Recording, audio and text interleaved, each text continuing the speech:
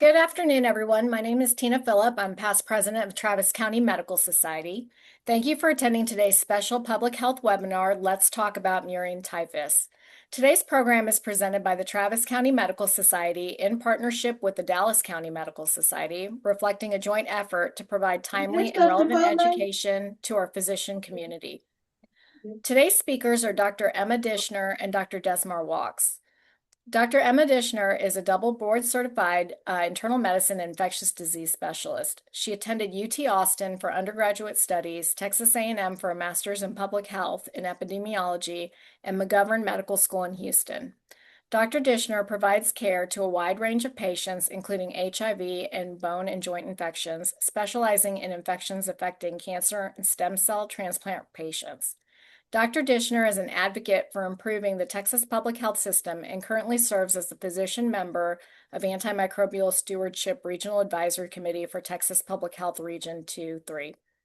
Dr. Desmar Walks is the medical director and health authority for the city of Austin and Travis County. She has over 30 years of experience in healthcare as a family practitioner, medical authority, medical director, and in administrative medicine. Dr. Walks received her medical degree from the University of Texas Medical Branch in Galveston, and she completed a surgical internship at Baylor College of Medicine and is board certified in family medicine. I'm going to turn it over to our speakers, and please, if you have any questions during the presentation, feel free to put them in the chat and we'll address them at the end of the talk. Over to you, Dr. Dishner. Well, welcome. This is my favorite infection, so I hope you guys are getting excited, and I hope you like King of the Hill because there's a lot of King of the Hill pictures. Next slide. So disclosures, like I said, there's a lot of King of the Hill pictures, so sucks if you don't like that. But I'm also a paid speaker for Paratech, which it has the drug Nuzira, and then I've been previously part of several clinical trials. Next slide. So the objectives for today is to consider murine typhus in patients with clinical presentations and epidemiological risks, to understand the treatment option for murine typhus, and to understand lab testing options to inform diagnosis. Next slide. So I typically like to give multiple cases to kind of illustrate how murine typhus is. So we'll walk through some cases. So case one. Next slide. So this is a 29-year-old woman, past medical history of a heart murmur from congenital pulmonary stenosis and idiopathic Castleman's, which is very odd. She was admitted this is from 2020 for active labor. So she was 38 weeks pregnant, had rupture of her membranes. If you recall, back in 2020, it was still that summer 2020, we still didn't have like great testing. Testing was still like people would come in with fevers, you could still have a false negative. So here at Baylor downtown in Dallas, we had done a person under investigation, and I had fielded those mostly as telemedicine calls because I was also pregnant at the time. And so I wasn't physically seeing these patients, but I would like be a consultant for the hospital via telephone anyway. Um, so she was considered a person under investigation for possible COVID. And so she had had a negative COVID test at a freestanding ER. Her symptoms had started about six or 7 days prior. Her symptoms included fever, chills. She had had kind of like mild wheezing and dry cough. She had had some cervical lymphadenopathy, and she had general body aches. Although, if you talk to any 38-week or pregnant woman, she probably has body aches. And then she had had a mild truncal rash.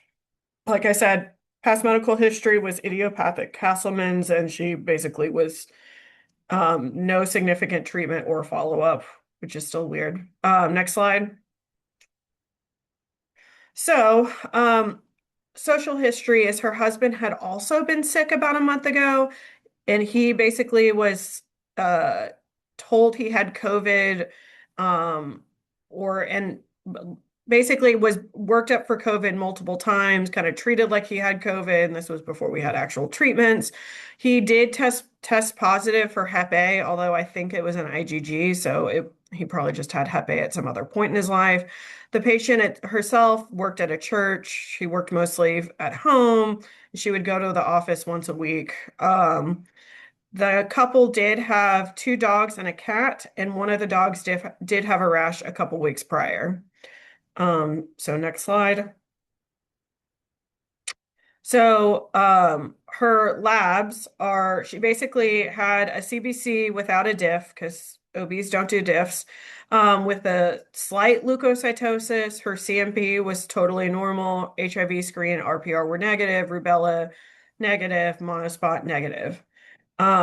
So I guess since this is virtual, I've given this talk before in person, but first thought was not this is murine typhus. So, but, and I don't think most people would have thought that that's what she would have had.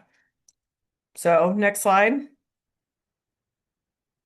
So she gave birth to a healthy baby boy. She was treated empirically with azithromycin, and then she was discharged a couple days later. She started feeling better and defervesced pretty quickly after starting azithromycin. And then after she was discharged, her Rickettsia typhi serology returned, and with positive IgM and a positive IgG. I did a telemedicine appointment with her about a week later. She had had total resolution of symptoms, except for she had a 1 week old infant and was tired. But who doesn't have that when they're tired, when they have a 1 week old infant? Um, and so had a complete recovery and was fine. So next slide. So case two. Next slide. So this is a 54-year-old woman, past medical history of a schizoaffective disorder, bipolar disorder, hypertension, COPD. She had a history of substance abuse, but had reportedly been sober, and she presented with confusion. She had had a flu-like illness for a week prior to presentation. She had acute kidney injury. She had transaminitis. She had leukocytosis of 22,000 and thrombocytopenia. She had her chest x-ray showed bilateral patchy infiltrates. At the time, anyone who had an abnormal patchy infiltrates was, quote, suggestive of COVID. But she had had negative COVID testing, and had presented to another hospital and then was transferred to us and intubated for status epilepticus. Next slide.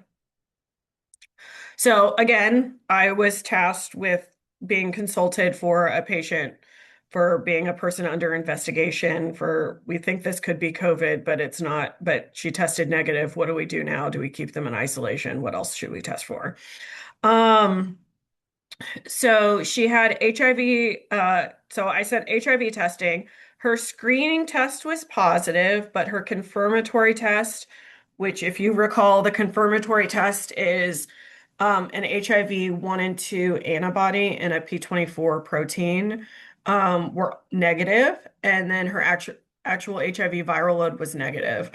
And I will say sometimes I do see the screen be positive in rickettsia illness. I would not take that as the thing, but sometimes that can happen. There's some type of cross reactivity that I don't fully understand. She did have a lumbar puncture with a white count of 50, elevated protein, elevated glucose, and then otherwise her CSF studies were totally normal. At this point in my person under investigation expertness, I basically sent rickettsia panels on everyone because it can mimic so much. And so I sent off a rickettsia serology and started doxycycline empirically. After she had had some improvement, or after I sent she ended up improving once I started doxycycline, and then the serology came back. But I ended up following her up in clinic, and for someone who was on 4 antiepileptics, intubated, like not doing great. She had a complete recovery. So that was amazing. Next slide. So murine typhus is so this is actually one of my favorite interactions on King of the Hill, where they talk about how how Phoenix is so hot that it's like standing on the sun, and that the city should not exist, and it's a testament to a man's arrogance. And so I replaced it with Austin because I was just in Austin this last weekend, and it was very hot and humid, like oppressively humid. I don't Worse than Dallas. Next slide. So why should you care? So this was an email alert that I graduated fellowship in summer 2019. And I count this as one of my most proud moments because I single-handedly increased the incidence of murine typhus in Dallas County when I came back from fellowship in Houston. Um, and because the amount like jumped up so much, but I think it was more of a measurement error because I think these people have always existed. But why should you care? This is something that is in Texas, and it's all over Texas. And if you're not thinking about it, then you can test it and seem very smart that you figured it out. So, anyway, next slide. So, this is also one of my favorite pictures so they had in PLOS neglected tropical diseases, they did a systemic review of untreated mortality of murine typhus. And they have all these different countries, and then they just have Texas uh, highlighted. Texas compared to other states, we actually still track murine typhus. Other states in the United States don't. So I think these particular places, like the Canary Islands of Spain, I think some of these things have to do with where places are actually tracking it, and less about that it's magically only in Texas, but not in Mexico or New Mexico or Oklahoma, or I think it's more of a tracking thing than anything else. But I did find that it was funny that Texas is highlighted with all of these other countries. And NOS Middle East, I also found that kind of like funny that they didn't break down the different countries in there. But Texas, we got broken down by ourselves. Um, okay, next slide. I will pass on the torch. Hi, thanks, Dr. Dishner. So I'm Desmar Watson with Boston Public Health, and next slide, please. Next slide, please. So this slide shows the trend, back one, please. The trend reported in murine typhus cases over the past 8 years. We observed an increase beginning in 2020 with peaks of 42 cases in 2020 and 35 cases in 2025. While the 2026 currently shows only 8 cases, these data are provisional and expected to increase as additional cases are reported. Overall, murine typhus remains endemic in Austin and Travis County, and continued surveillance is essential to monitoring changing patterns. So we also can be that red dot on the slide that Dr. Dishner showed. Next slide, please.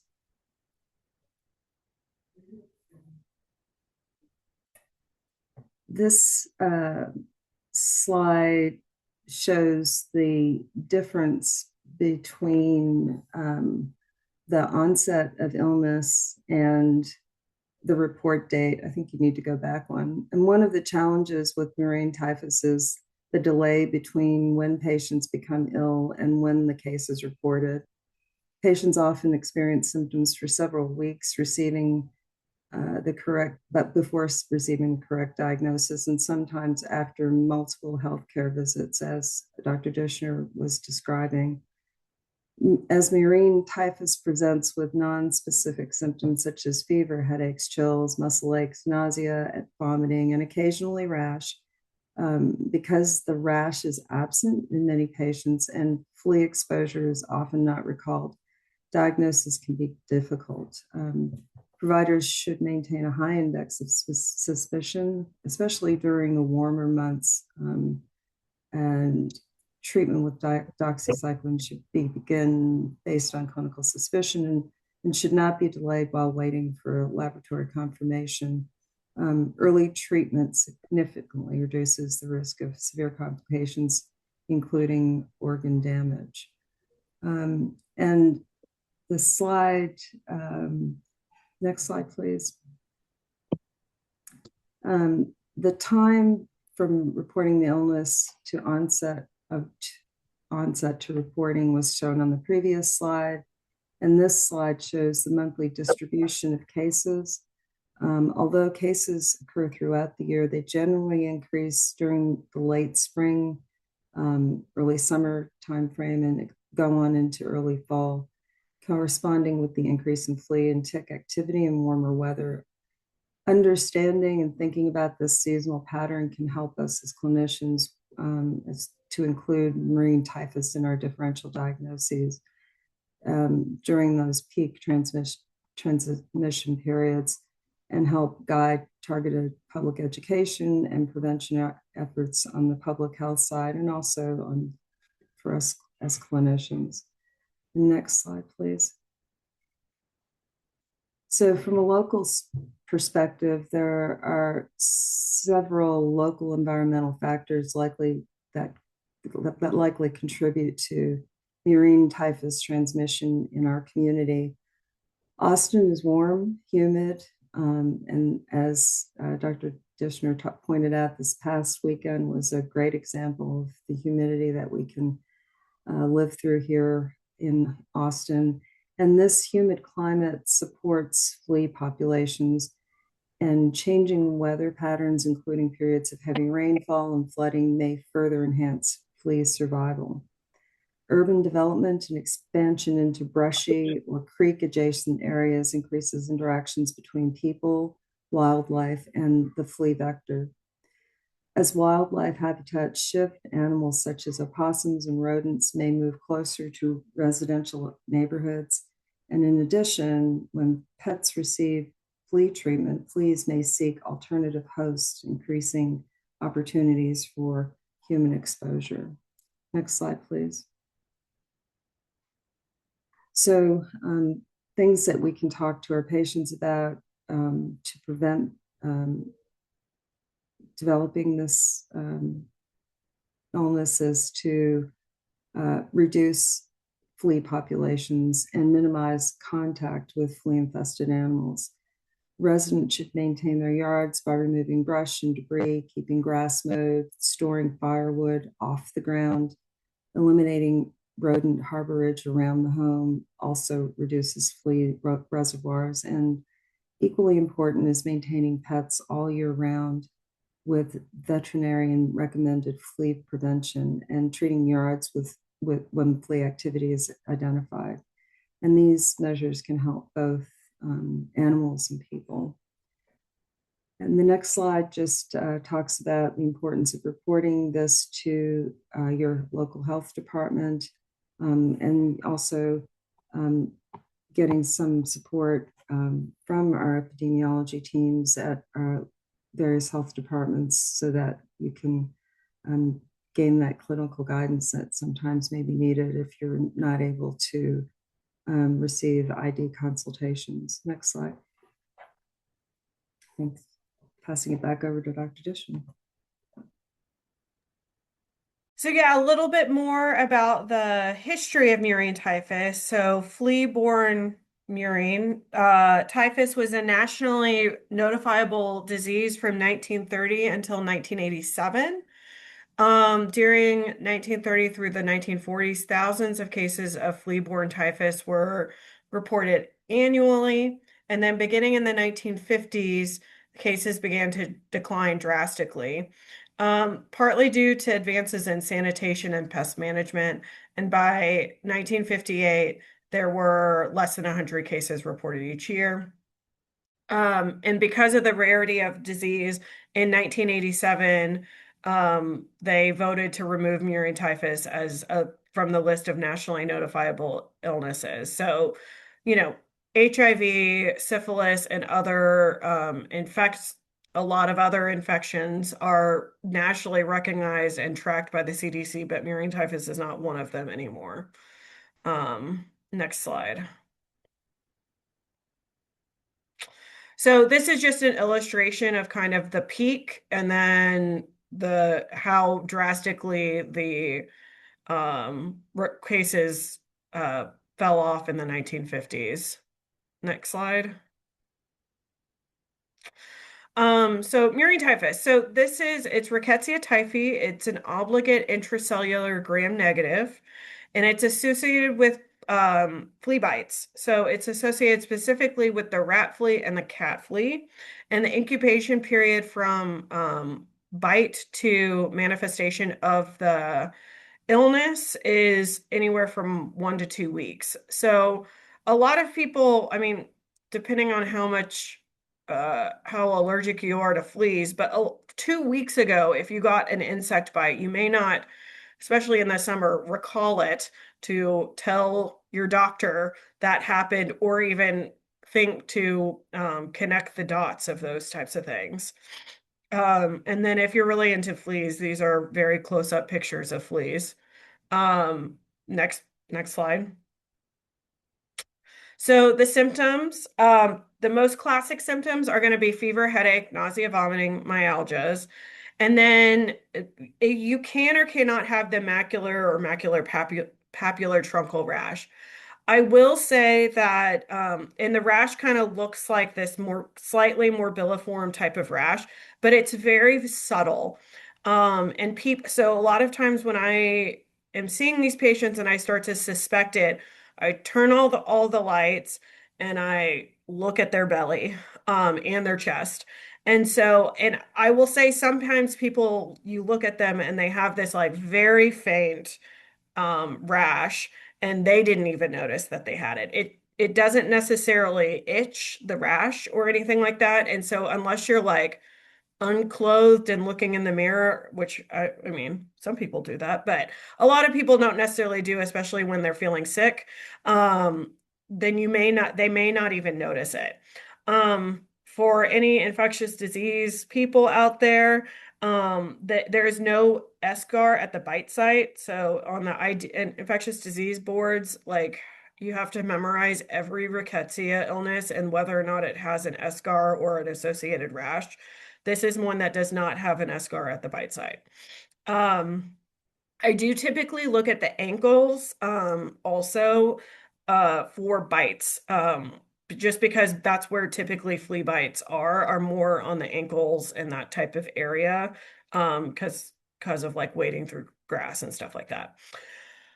Also clinically, a lot of people have hepatosplenomegaly. And then the other thing I will say is that they have fevers out of proportion to their physical exam.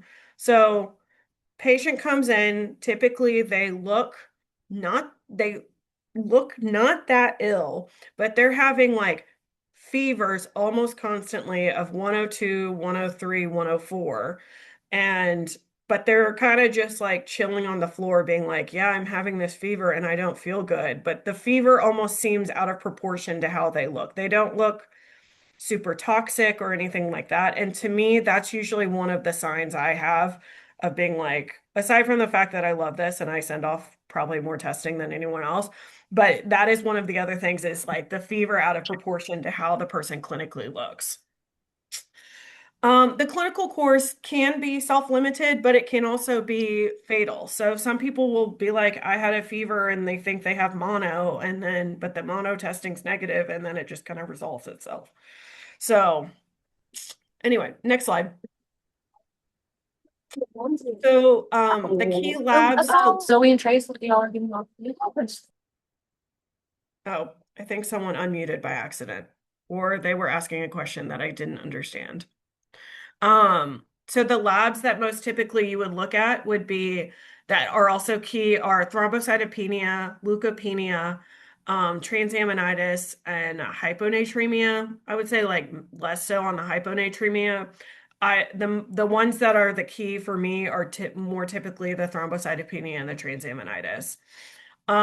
These are the specific tests that you would send if you, I can't speak to every lab that exists in the world, but if you work, typically are a Quest person, it's 37503, and it's the Rickettsia typhus fever antibodies, and it reflects with titers if they're positive. And then the LabCorp test, it used to be something else when I had to change it, but now it's 016502, and it's the spotted fever group antibodies. And so I believe the LabCorp test sends for some additional rickettsia illnesses, but and so it's kind of like more of a catch-all, but the Quest has just specific rickettsia antibodies. Next slide. So, as we kind of talked about, this is actually a from KView from your local news back in the day, but it was talking about Austin's terrible rat problem, and it had to do with new construction and the drought and other things like that. So, global warming, construction, and rats, anyone can have typhus. As I said, most people do not recall having a bite. Any place with wildlife interacting with humans is an opportunity for cross-species infections. And that, I mean, you can see that with a lot of zoonotic related infections like Ebola, dengue, like a lot of them have to do with humans interacting with not our own species. Living in newly cleared land or new construction and living near green belts. And if you have rats in your house, as already discussed. Next slide.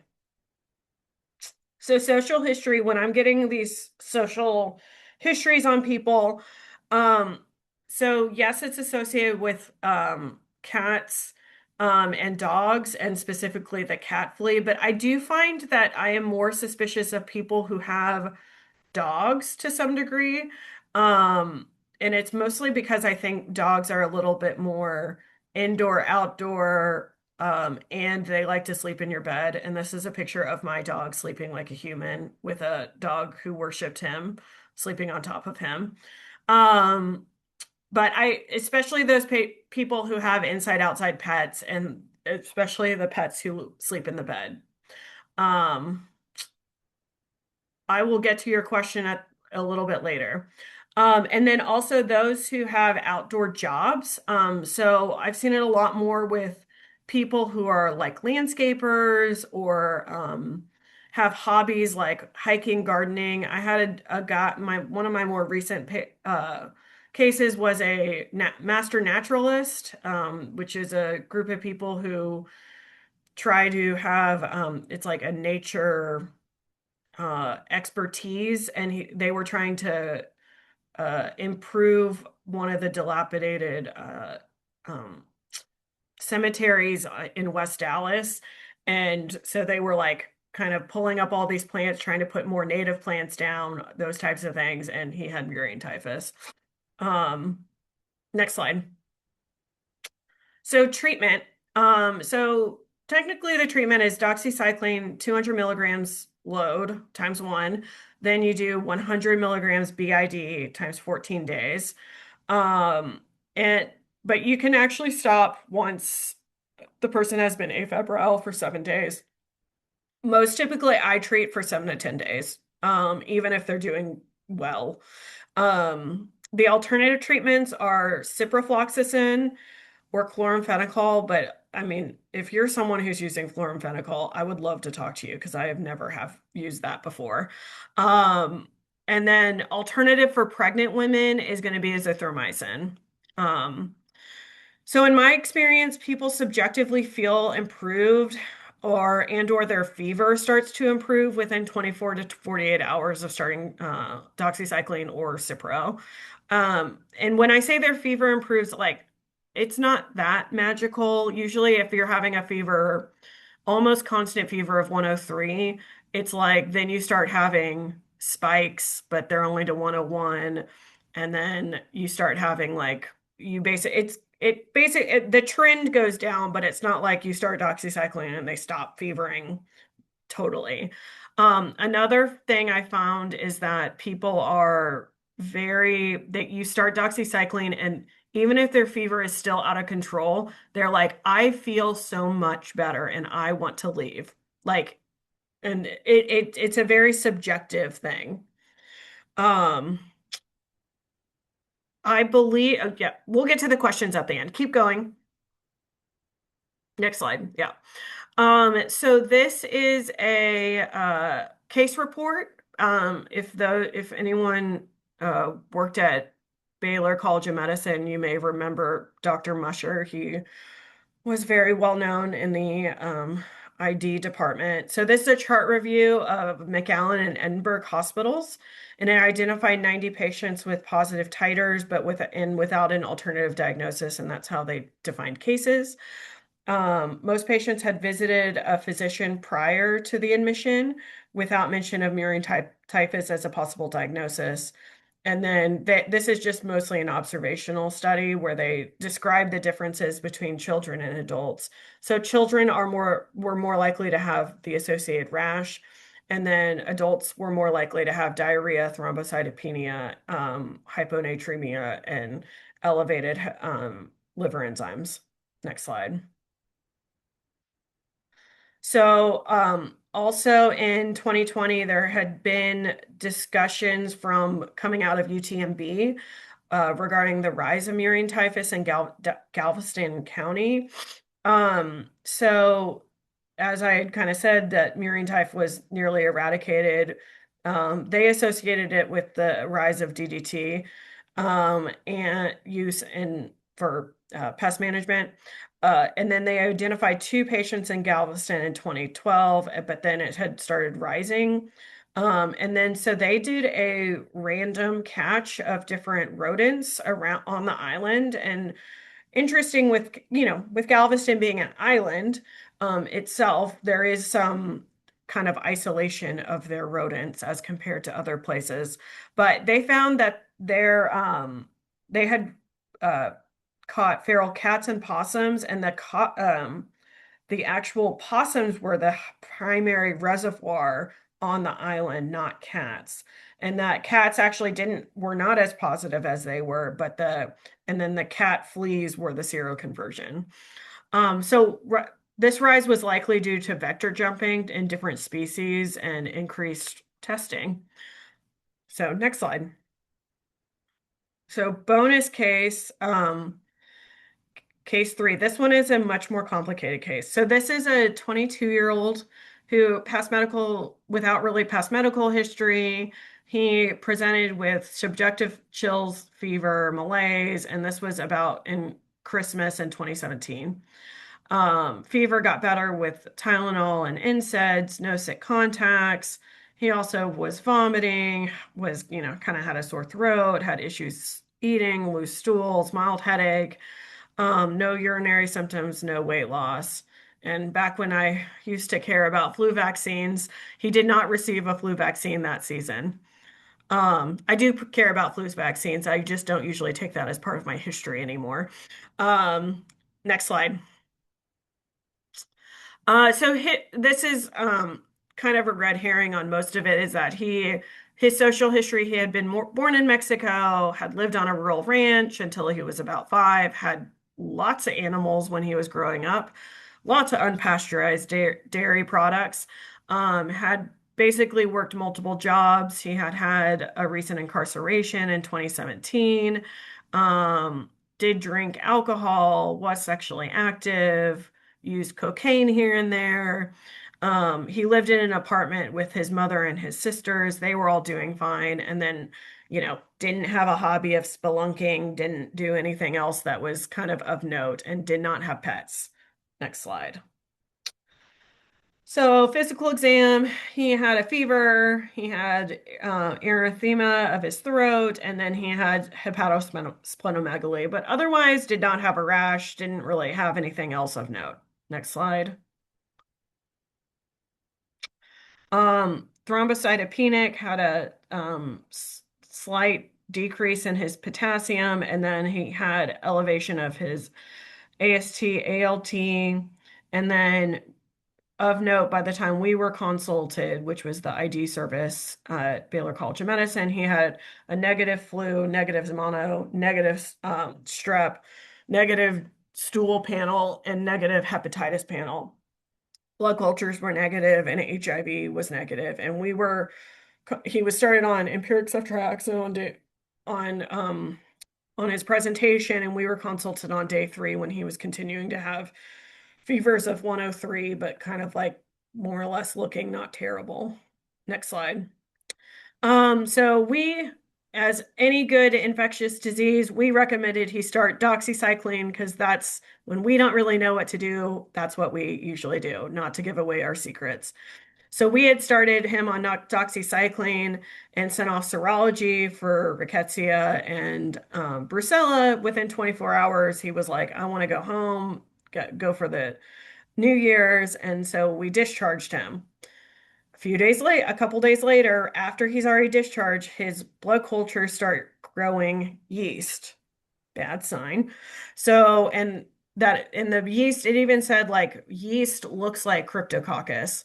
So that's alarming for someone to have fungemia or cryptococcemia. So we had called him back and started amphotericin, flucytosine, and then kept the doxycycline going. Next slide. So his hospital course, he did grow cryptococcus.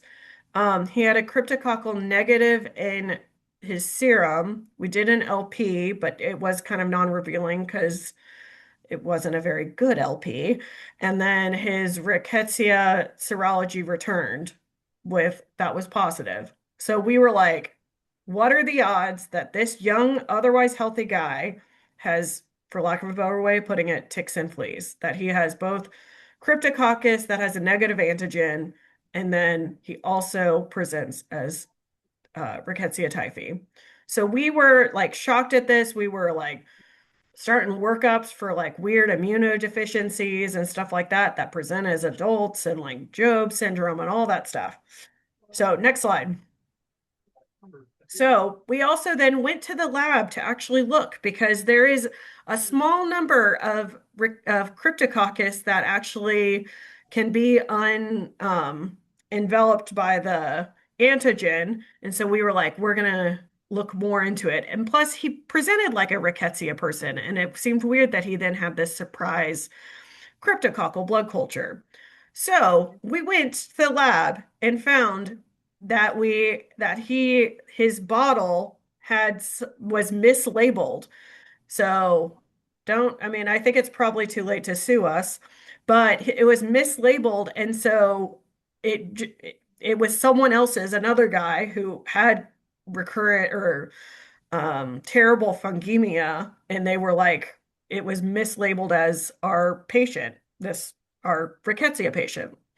So we told the guy, sorry that we gave you amphotericin and did a bad LP on you.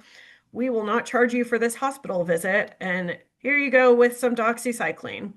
And the moral of this story, I feel like, is I presented this at citywide in Houston, at UT Houston. So at Houston, one of the best parts about the infectious disease programs is that UT Houston and Baylor College of Medicine and all of the medical center, Texas Medical Center ID departments meet once a week to discuss cases. And I presented this case, and only one doctor of all of them were like, nope, go back to the source. This doesn't make any sense. Everyone else was espousing about these random immunodeficiencies and so I think one of the things I took from this is if something doesn't make sense, go to the source and actually make sure the information you are interpreting is the correct information.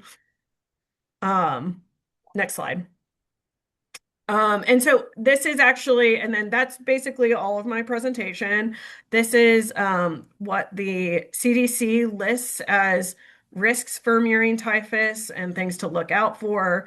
I really appreciated the trash on the ground while also petting your dog picture. And then I guess next slide. And then this is I screen my calls, but you can text me anytime, or you can email me if you have any questions about murine typhus. And this is a picture someone made for me when I was pregnant with my first kid as me and my husband and our dog as King of the Hill characters.